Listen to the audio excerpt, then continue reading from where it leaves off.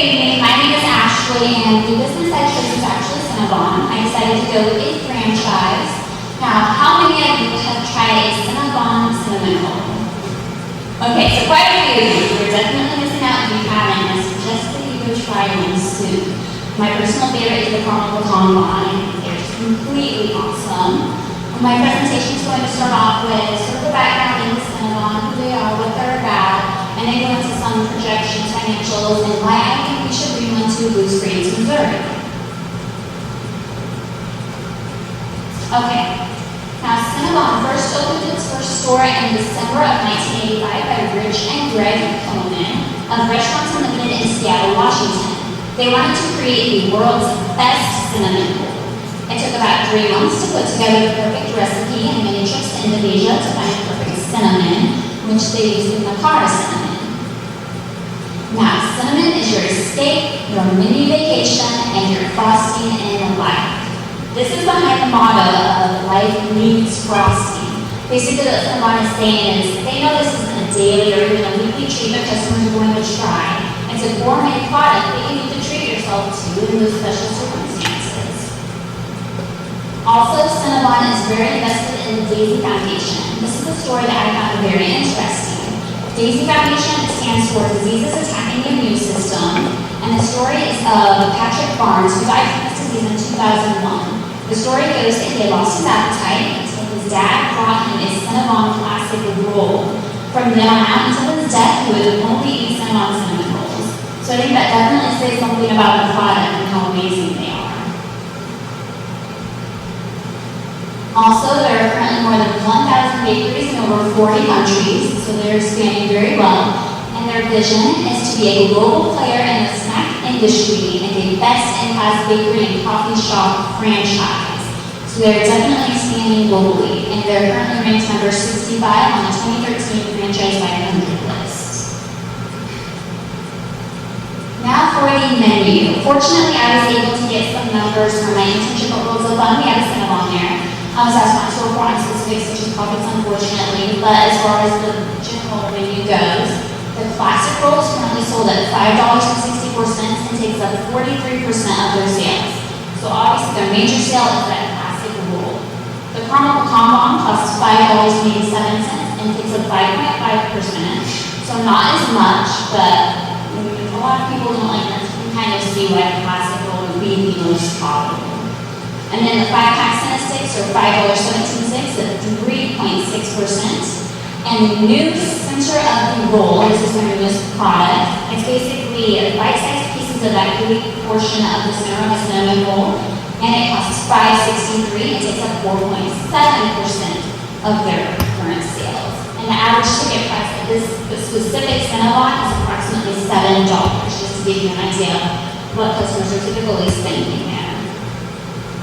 Unfortunately, also, the World's Fun Cinnabon is apparently not Cinnabon guide, so I didn't have any information on it. And as far as specialty beverages go, they offer the Mocha Latte Chill. This was Cinnabon's first specialty beverage, and it's coffee, mocha, and then ice. It costs approximately $5.51, so it's at 0.1% of sales.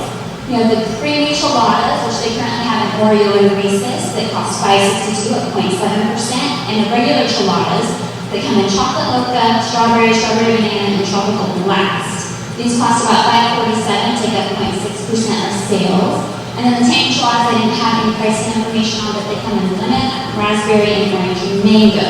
That sort of gives you an idea of the specialty beverages in.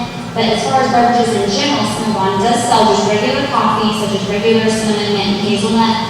Those consist of 6.2% of their sales. So they do sell beverages, just not those specialty ones as much.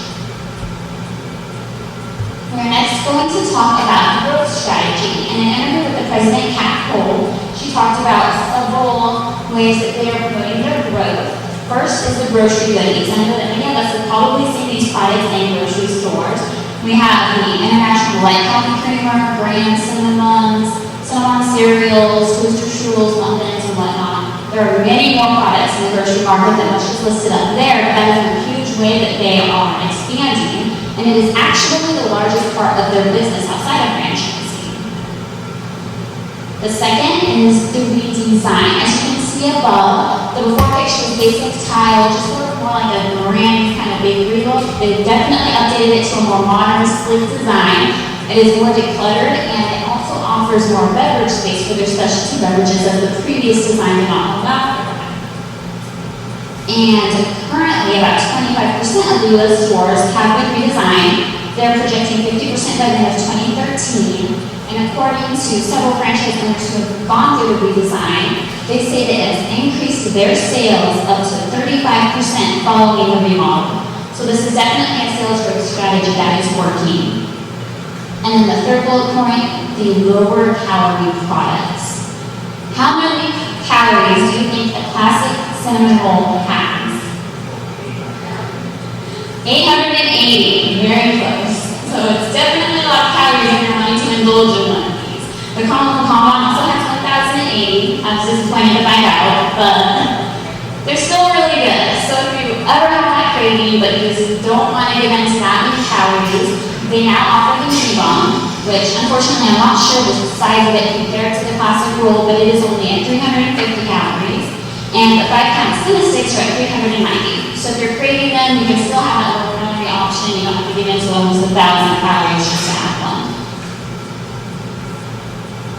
Now for the location, my idea is to go into the Adams Dairy Blue Springs, Missouri. This is a new development, and as you can see, it is very close to I-70. It's right off the off-ramp. It's right there. So many passers-by, very viewable to ongoing traffic. I have the annual average daily traffic rate is 49,698 just in this segment along I-70 by Adams Dairy. So those are a lot of passers-by that we have a sign on the highway. I can definitely see it getting a lot of traffic from that. And then the population for Blue Springs is currently about 55,000. Within 5 miles, you have 75,600, and within 10 miles, it jumps up to 232,000. And the projected growth rate for Blue Springs is 4.31% by 2018. So I definitely think that's a good population amount alongside the just traffic that's commuting back and forth to that area. And the average household income is approximately $74,000. So I think that's definitely a good number. And I think that people in that range are definitely willing to invest in a gourmet treat every once in a while. Also, rent for this area and for a space just a little over 1,000 square feet is going to be $3,200 a month. Now, there was a lot of information I wasn't able to find. They are a privately owned company and they only had so much. I was able to gather some average revenue figures for some stores that were in some similar areas to Blue Springs and that had similar demographics. Those numbers were 240, 280, and 300,000.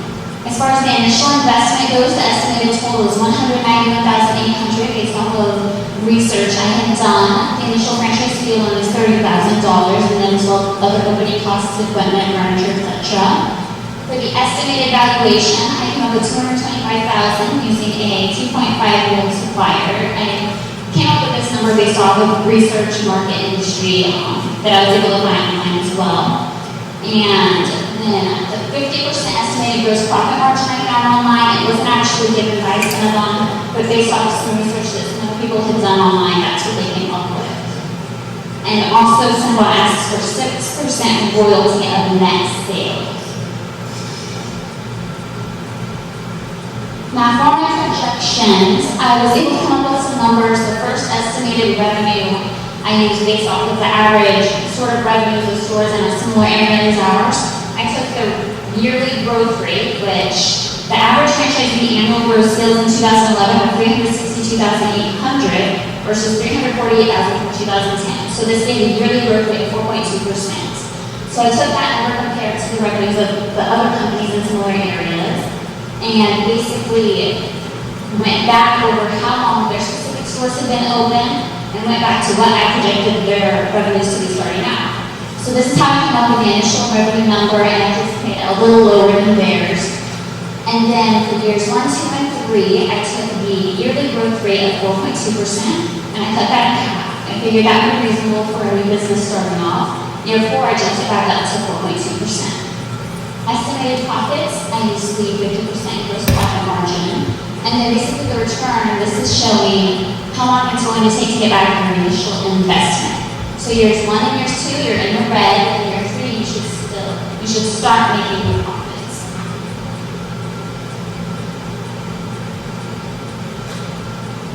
And then just to give you an idea of the competitors that Cinnabon has, Cinnabon's current sales are $17.6 million total. Their top competitors are Mrs. Fields and Cold Stone Creamery. And then their other major competitors are Daylight Donuts and Annie Ann's. Annie Ann's is actually owned by Focus Brand, which is the same brand that owns Cinnabon. So they're owned by both that Focus brand together, which makes sense to me since Annie Ann's is a very specialty product as well. But as far as their competitors go, those are their top ones. They also listed some other ones such as Krispy Kreme, Dunkin' Donuts, and whatnot. But since their sales are so much higher, it wasn't really considered in their top competitors list.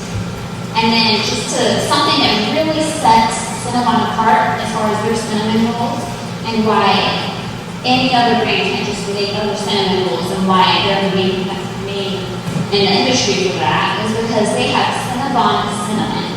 Not only do they use Macar cinnamon, but it is also their proprietary ingredient. It is chemically different at the cellular level. It is very gooey and aromatic. So this is the product they use in their grocery products that really distinguishes them from just any other cinnamon roll and why it's very hard to compete with them in that industry. Because out of these competitors, Daylight Donuts does also offer cinnamon rolls that others don't, but because they don't have that special ingredient that seems to get everyone addicted to these cinnamon rolls, I find it very hard for them to really compete as far as just the cinnamon rolls go. Okay, do you have any questions?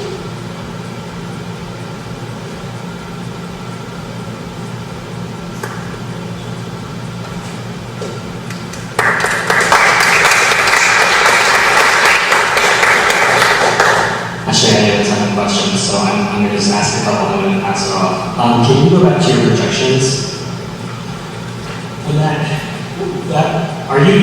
And you're not discounting those aren't net present value. That's just a simple payback ratio, correct? Yes. Okay. You were saying that you're coming on year 1 through 3 at 2.1%, and then year 4 you hopped it up to 4.2. Yes. Okay. Do you have a chance to talk to any franchisees to kind of get some sense of what the struggles were, or if this was a good idea? No, unfortunately, I was not able to do that. I tried contacting several stores, but they were reluctant to give me any information. Something I'm curious about with, let's say, Schlotzsky's and Burger King offering Cinnabon affiliated products, is that something that they see as the solution for places they don't have a Cinnabon? I think that's sort of my big question is why is a market like Kansas City, why do they not have a Cinnabon in the city somewhere? They have to go out to Roosevelt or the airport. Was there an answer you have for that? They mentioned that is part of their growth strategy, offering Cinnabons at Burger King. Also on top of all, they're going to start selling bite-sized cinnamon rolls, kind of in the shape of a donut hole with icing inside of them. So, and it sounded pretty good. So that's also part of their growth strategy, but they didn't mention anything about them just trying to take that away from the franchises opening up, or just trying to get their name out. They're trying to, because they know that their customers aren't going to be daily or weekly. They're counting on as many people as they possibly can reach getting into Cinnabon, so when they're craving it, really craving it, wanting that specialty treat, they'll go there instead of somewhere else. I'm curious what drove your decision to go to Amsterdam? I live about 5 minutes away from it, so I love the area. When it was under development, from my personal experience, I'm there a lot, so I noticed a lot of traffic through that area. It gets very, very busy, and so from my personal experience, I felt like that would be a great place to have a Cinnabon. What is their percentage of vacancy? I'm not sure. I know there's only probably about 2 or 3 empty stores, though. It's filling up very fast, and they're still building more. And I couldn't read all the different stores yet. Some listed and some maybe tons of that. Any of them involve potential competition? There's a Yogurtini. I would consider that the only competition. That's the only. Otherwise, you just have Arby's. There's just some other fast food restaurants. It's also fast food, but I couldn't read them. Okay, so you could talk to franchisees, and the franchisor did talk to somebody with Cinnabon. No, I was able to get in contact with a manager of World Fund who had access to some Cinnabon. Okay. So any ideas about successful franchises or how many franchisees are failing or closing? No, it did mention that 2009 to 2012, there was a 19% growth rate for franchises. For Cinnabon, but other than that, it didn't mention anything about failure. They're still expanding pretty well. Okay. And on your estimated profit, that's a gross profit, right? Yes, this is just a very simple calculation I'm giving you. So that's cost of goods sold, but it doesn't have your other costs. No, it doesn't have any cost. This is just if we put all of our profit towards the initial investment.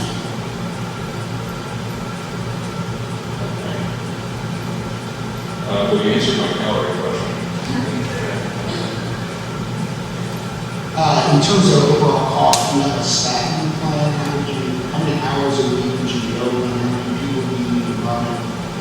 What I could gauge from the information I was able to get for that, every store has an average of 6 employees, and then the store hours specifically for Adams Dairy is 10 to 9 p.m. Monday through Saturday and Sunday 11 to 6. So I didn't go into specifically what that would consider. I figured if I had about 4 employees making a little over minimum wage, they could work about 20 hours a week. As far as management goes, you can hire a manager or you can be a manager yourself, but that's as far as I know with that. Because I think the cost will add up pretty quickly. Your rent's going to be $36,000. Yes. So, it would seem to me that it is a in and out kind of product, particularly in Adams Dairy, we don't have a lot of walking traffic. It's not a lifestyle center, it's kind of like roads and like that street. Do they have a location in that side of the center that already arrived? Currently, not that I am aware of. They did have one at Berry Road, as I was, but it was inside the Swatch Street. So that's going to be very different, obviously. But I'm really mainly counting on that traffic coming by on I-70. We had advertising up on that. Okay, one last question. Have you checked your net worth requirements for your franchise? Net worth, I believe, was $400,000. Cash liquidity, you wanted $120,000. You got like 5 times out of that, right? No, this is something that would be in the future. Okay, I'm going to be quick before Steve gives me the book. On your projections, I have a couple more questions on those. So, more or less, it looks like you're estimating about $90,000 in costs. This is just profit, so not including costs. This is just to show you all profits towards your initial investment, how long it would take to get it back. But year one, your estimated revenue is $180,000, Yes. and your estimated profit is $90,000. Does that mean your costs are $90,000? Am I understanding that correctly? I'm not sure what you're asking. Your estimated revenue is $180,000 in year one, is that correct? Yes. And your estimated profit for year one is $90,000? It's using the 50% gross profit. Oh, I see what you're saying. Yeah. Okay. So the $90,000 that comes out of 180 is just costs of goods, that's it? Yeah. So that, okay, and I know I'm repeating this question, but that doesn't include rent, labor, and... No, it doesn't include any of that. Okay. This is just very, very simple. Okay, and then on your growth projections, can you delve a little deeper into kind of the logic behind assuming that you're going to grow faster in year 4 than you are when you're new, or maybe the reverse it? Why are you estimating that you're going to grow, half as fast when you're brand new as you will when you've been around for years? This was mostly just estimation, but year 4 bumped it up to 4.2% because what I found from some of the stores that are in similar areas, they've only been open about 6-7 years, and they were making substantially more than that one. So I was sort of basing it off of what they were making and shooting for much lower. Okay. On the safe side. Did you, in your conversations with anybody, did you get enough information to find out what their growth percentage had been in year 1 and year 2? No, unfortunately, I was not able